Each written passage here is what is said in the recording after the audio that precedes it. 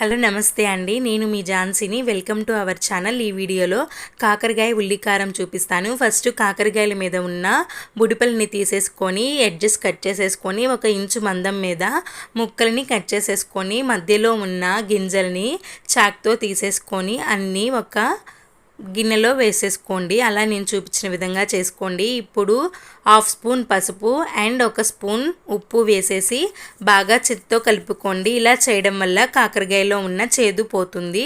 మూత పెట్టేసుకొని ఒక 15 మినిట్స్ ఉంచుకోండి. ఈలోపు ఉల్లికారం చేసుకుందాము. ఒక ప్యాన్ పెట్టేసుకొని దాంట్లో 2 గరిటెల నూనె వేసేసుకొని నూనె వేడి అయ్యాక ఒక 1/2 స్పూన్ ధనియాలు అండ్ 1/2 స్పూన్ జీలకర్ర ఈ 2 వేసి వేగాక నేనైతే 3 ఉల్లిపాయలు తీసుకున్నాను. ఈ ఉల్లిపాయలు వేసి కొంచెం గోధుమ రంగు వచ్చాక దీనిలో ఒక చిన్న నిమ్మకాయ సైజ్ అంత చింతపండు అండ్ 1 స్పూన్ ఉప్పు ఇది కూడా బాగా వేగాక 5-6 చిన్ని వెల్లిపాయలని కూడా పొట్టు తీసేసి పెట్టుకొని దీంట్లో యాడ్ చేసేసుకోండి. కొంచెం కలర్ మారితే చాలండి. ఇప్పుడు మిక్సీ బౌల్లోకి దీన్ని యాడ్ చేసేసుకొని ఒకసారి మిక్సీ పట్టేసుకోండి. ఇప్పుడు చూడండి, ఈ కన్సిస్టెన్సీ వస్తే సరిపోతుంది. ఇప్పుడు మళ్ళీ నేనైతే 2 స్పూన్స్ కారం వేసాను. ఇలా కారం వేసేసుకొని మళ్ళీ మిక్సీ పట్టేసుకోండి. కారం అయిపోయింది. ఇప్పుడు ఒకసారి కాకరకాయని చూడండి, ఇలా పిండేసుకోండి. చేతితో పిండడం వల్ల మీకు కాకరకాయకి ఉంటుంది కదా అండి, అది చేదు మొత్తం పోతుంది. ఇప్పుడు మళ్ళీ అదే ప్యాన్లో నూనె ఉంటుంది కదా, చాలకపోతే మళ్ళీ వేసుకొని కాకరకాయలని యాడ్ చేసేసుకొని ఒకసారి గరిటెతో కలుపుకొని ఒక 50% వేగితే సరిపోతుందండి. మళ్ళీ ఒక ప్లేట్లోకి తీసేసుకోండి.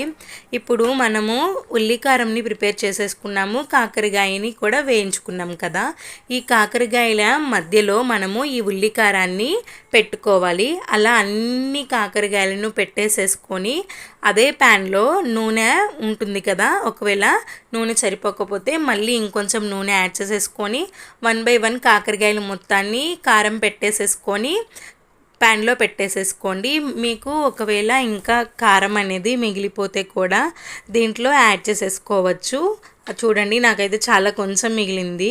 మీకు ఎక్కువ కావాలంటే ఇంకొంచెం ఉల్లిపాయ ఎక్కువ వేసుకోవాలి. ఇప్పుడు ఒకసారి గరిటెతో కలిపేసుకొని పైన మూత పెట్టుకోండి. మూత పెట్టడం వల్ల త్వరగా ఉడుకుతుంది. చూడండి, ఆయిల్ అనేది పైకి తేలుతుంది. యాక్చువల్లీ కారం కలర్ మారి ఆయిల్ అనేది పైకి తేలుతుంది అంటే ఉడికిపోయినట్టు.